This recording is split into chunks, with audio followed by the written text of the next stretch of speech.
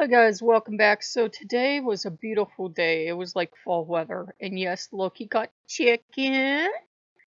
It was weird. I was going to go out and get it for him, and then I got to the door and I got the weirdest feeling, like somebody walked over my grave. So I had already done a pendulum reading with him just to make sure he wasn't being silly. And then I was like, okay, this is a silly use for the runes, but I went and I read the runes, and I got confirmation to go. So I went and I took him. We got chicken. We just had like, a little bit left. And I thought, well, we got enough left over for eggs. And this is kind of about keeping your promises to the gods too. He's wanted chicken forever. Odin has wanted me to make him cocoa forever. And I said, well, I'd really like to get like some half and half or milk or something. I said, what would you rather have, cocoa or, like that mock meat cider tea thing I make? And he didn't know. And I said, well, I'll make you cocoa because he's been asking me forever. And I'm like, I don't want to just, you know. So I went out and I got like, they have up at the gas station, I've never seen half and half this small. They have like these little pints. And it's probably even smaller than that. And I got that, and I got, what else did I get? Oh yeah, whipped cream. Like, I'm going crazy. And then I was like, it will be the last of our money. But do you want donuts? He's like, yeah, because fall donuts, because it was a beautiful fall day. Now, I know some heathens go by for gift for gift, but I don't exactly go for that. Right, because I practice food on, and if you're going to sit there with a ledger, I spent X amount on cocoa, I spent X amount on making this, I spent X. You're never going to be able to go to the other side of the ledger and go, this is exactly what I got in return, because the gods don't work like that. You'll never know why you got anything you got in your life. At least to me, I've never had Odin or Loki or any god or goddess come up to me and go, remember that cheeseburger you bought me 5 years ago? Well, here you go. So, it's going pretty good, and I came home and I'm doing really good, and I'm on Pinterest and I'm making all these boards because it's just my thing to do to unwind.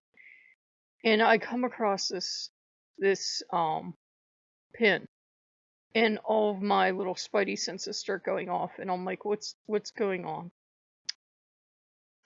But I clicked it, even though I could have, as a witch, told you 12 things that were wrong with that altar. I mean, I can't say what they were practicing, but I was like, well, I know what you're trying to get towards, but you're doing it wrong. But I didn't want to say anything. So I go and I click it.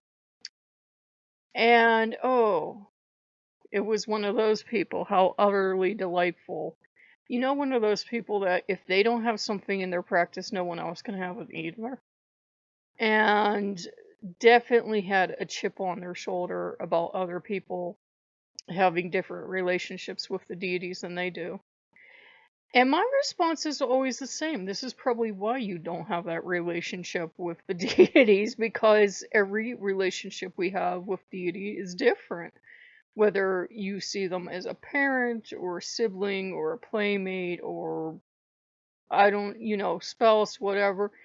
Every relationship's different. And if you don't have what it takes to be in that kind of relationship successfully with that chosen deity, it's not going to happen. And I didn't even read the whole article because it was really sour grapes about. And I thought, lady, do you know how hard it is to have any of these kind of relationships you're so jealous of? You're just seeing the outside. And I kind of clicked out of it, and Odin's like, are we upset? And I'm like, yes. And he goes, well, think about it. He says, when somebody's truly jealous and looking at something through eyes of complete jealousy, because we all know I have to work on my jealous streak myself, so it's kind of the cauldron calling the pot black, I suppose. He says, think about it. He says, no matter what is going on in that person's life that's bad, it's easy to gloss over and only see the good stuff and not care because you just don't want them getting the stuff they're getting because you don't think they deserve it.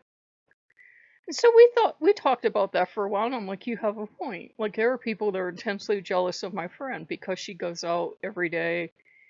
She goes to see the kids, so you could call it going on vacation, but not so much. She's always shopping, she's always eating out, always doing all this stuff. People are always giving her like gift cards and stuff, or so it seems. She tells the same story 50 times, so I think it's what it seems that way. But if you were jealous of that, you would miss the point that she gets her heat cut off every winter because she runs out of money. She never has any money in her bank account. Her building is literally falling down, but she refuses to move out because, that's where she lived with her husband for decades. So, it's easy to look at things from a jealous perspective, like anyone else's relationship with deity, and only see the good they have, and to see the bad stuff in their life if you're privy to see it, and you probably aren't, and dismiss it because you don't care. You just don't want them having that thing they have. I don't know why, but that feels timely for somebody, and I'm not calling you out and I'm not lecturing you, but it felt timely because sometimes Loki would introduce stuff in a more subtle way. Sometimes with Odin, it almost feels like he comes over and like flicks me and like pay attention, and and I kind of look at him, and that's rude, by the way. Don't do that to people. Um, I'm getting this mildly surprised thing of, and I think that's what it is. I think jealousy can be, if you look up psychology stuff, because believe me, I've tried to work on my problem.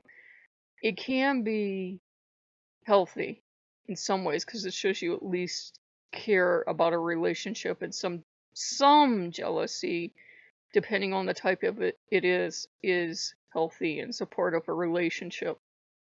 And it can be worked on and you can discuss it together, but sometimes if it's getting to the point where you want to control stuff, or you just lose your mind and you go off the deep end, that's when it's unhealthy. Now, in my defense, Loki liked to push my buttons and kind of use that to kind of get at me because he knew that was my one weak spot. So he'd make sure to come over and go, poke at my weak spot, and I'd go, ow!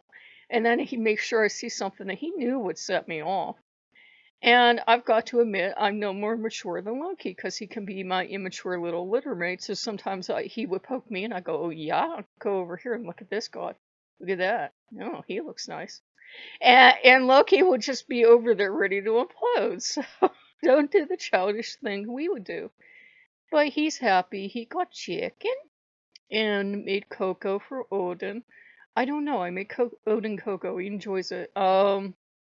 Originally, her history time.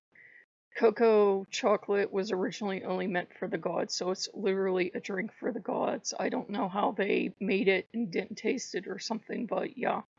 So, I know it's a random video, but it was a beautiful fall day. The boys got fed. Been working on some other stuff, and it just felt timely to address that because I think that's what ruins most people's relationship with the gods. And your jealousy's acting up when you're getting into that goth emo thing of why doesn't anybody understand me? Why can't I find a god that loves me for me? Why aren't I special? You are special, and your gods do love you for you, but they're also going to love everybody else for those people as well. So it's something we have to get used to. And I know in heathenry, sometimes it can be last heathen standing, and that's not healthy or productive because we should take care of one each other. So, so if you like what you see, like, comment, subscribe, and I'll see you later. Bye bye.